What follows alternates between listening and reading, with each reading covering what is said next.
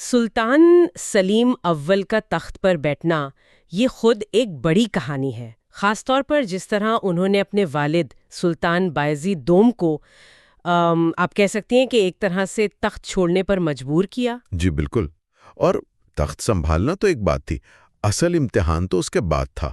ہاں، کیونکہ تخت نشینی کے فوراً بعد ہی سلیم کو اندرونی خطرات کا سامنا تھا، ہے نا؟ بالکل، سب سے بڑا خطرہ تو ان کے اپنے بھائی تھے، احمد اور کرکد۔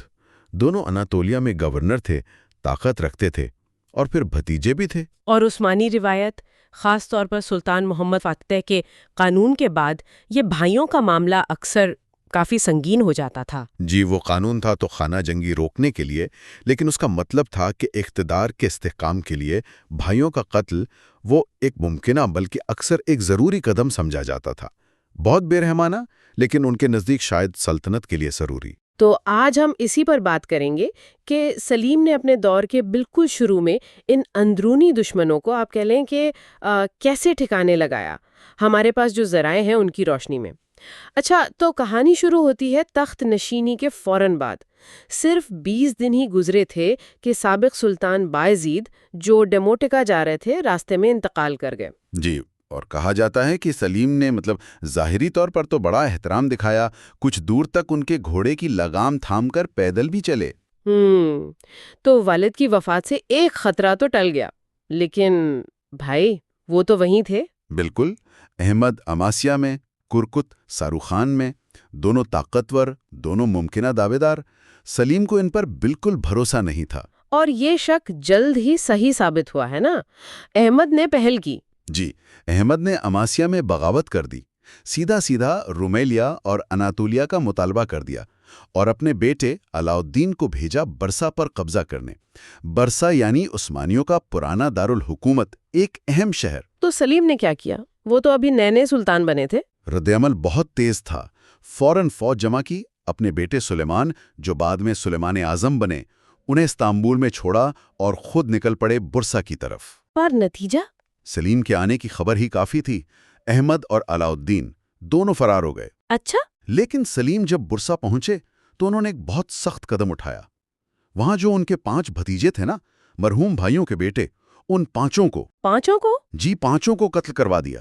یہ اقتدار کی جنگ کی وہ قیمت تھی جو ادا کی جا رہی تھی۔ اوہو، اس واقعے نے تو یقیناً دوسرے بھائی کرکت کو بہت خوف زدہ کر دیا ہوگا۔ بالکل، کرکت ساروخان میں تھا، بظاہر خاموش، لیکن بھتیجوں کے قتل کے بعد اسے اپنی جان کی فکر ہوئی، تو اس نے خفیہ طور پر کوشش شروع کی ینیچری جو سلطان کی خاص فوج تھی ان کی حمایت حاصل کرنے کی۔ لیکن سلیم کو پتہ چل گیا؟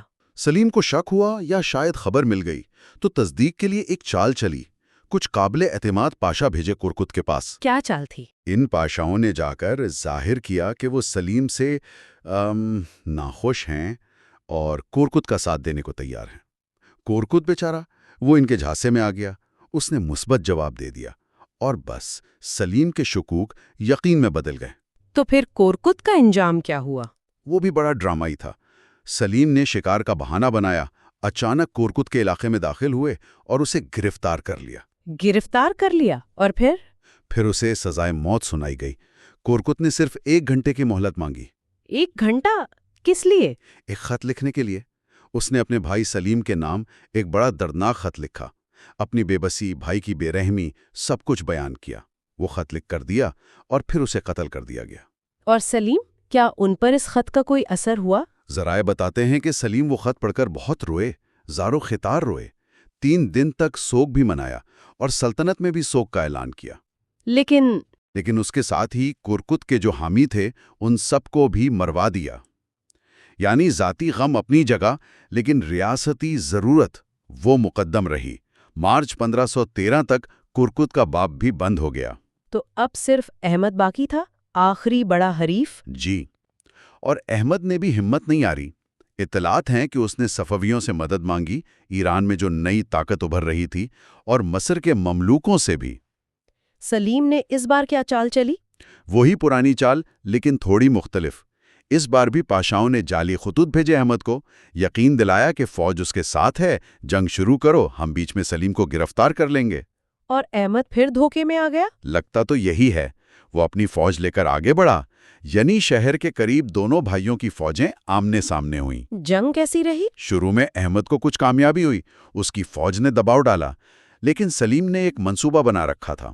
اس نے کریمیا سے آئے ہوئے گھڑ سوار دستے جو بہت ماہر تھے، پہاڑوں میں چھپا رکھے تھے۔ اچھا۔ جیسے ہی احمد کی فوج لڑتی ہوئی آگے بڑھی، سلیم نے ان چھپے ہوئے دستوں کو اشارہ کیا۔ انہوں نے پیچھے سے یعنی عقب سے احمد کی فوج پر حملہ کر دیا۔ اوہ، یہ تو فیصلہ کن حملہ ہوگا۔ بالکل۔ احمد کی فوج اس اچانک حملے سے گھبرا گئی، ترتیب بگڑ گئی اور شکست کھا گئی۔ اور احمد کا کیا بنا؟ احمد نے بھاگنے کی کوشش کی، لیکن گھوڑا غالباً ٹھوکر کھا گیا یا کچھ، وہ گر پڑا اور گرفتار ہو گیا۔ اس بار بھی ملاقات نہیں ہوئی؟ نہیں، سلیم سے ملنے کی درخواست رد کر دی گئی اور اسے بھی گلا گھونٹ کر مار دیا گیا۔ کہتے ہیں مرنے سے پہلے اس نے اپنی انگوٹھی سلیم کو بھیجی تھی۔ سلیم کا رد عمل اس بار کیسا تھا؟ اس بار بھی جب لاش سامنے لائی گئی وہ روئے، بھائی کی لاش پر روئے اور پھر اسے عزت کے ساتھ برسا میں دفن کروایا۔ احمد کے جو بیٹے بچ گئے تھے وہ مصر اور ایران بھاگ گئے۔ تو اس طرح چند ہی سالوں میں جی، تخت نشینی کے بعد تقریباً 2 سال کے اندر اندر سلیم نے تمام بڑے اندرونی حریفوں کا خاتمہ کر دیا۔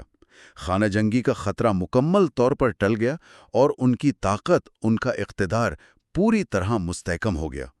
اب سلطنت اندرونی جھگڑوں سے نکل کر اپنی توجہ کہیں اور مرکوز کر سکتی تھی۔ بالکل، اب ان کی نظریں اناطولیہ سے باہر، خاص طور پر مشرق کی طرف مرکوز ہونے والی تھیں، جہاں صفوی سلطنت ایک بڑا چیلنج بن رہی تھی۔ تو خلاصہ یہ ہے کہ سلطان سلیم اول نے تخت پر بیٹھتے ہی بڑی منصوبہ بندی، بعض اوقات چالاکی اور جہاں ضرورت پڑی بے رحمی سے کام لیتے ہوئے اپنے تمام اندرونی مخالفین کو راستے سے ہٹایا اور اپنی حکومت کو آپ کہہ لیں کہ چٹان کی طرح مضبوط بنا لیا۔ جی، اور یہ واقعات ہمیں اس دور کی سیاست کی حقیقت دکھاتے ہیں۔ عثمانی تخت کا حصول اور اس کا تحفظ یہ کوئی آسان کام نہیں تھا، اور اس کی ایک بھاری قیمت ہوتی تھی جو اکثر خون سے ادا کی جاتی تھی۔ یہ واقعی ایک اہم نقطہ ہے۔ اب سوچنے کی بات یہ ہے کہ اندرونی طور پر اتنے مضبوط ہونے کے بعد سلیم کی یہ جو مرکوز طاقت تھی اور یہ جو ثابت شدہ صلاحیت تھی، یہ مستقبل میں سلطنت عثمانیہ کی سمت، خاص طور پر بیرونی مہمات اور صفویوں کے ساتھ متوقع ٹکراؤ پر کیسے اثر انداز ہوگی؟ یہ ایک بڑا سوال ہے جس پر غور کیا جا سکتا ہے۔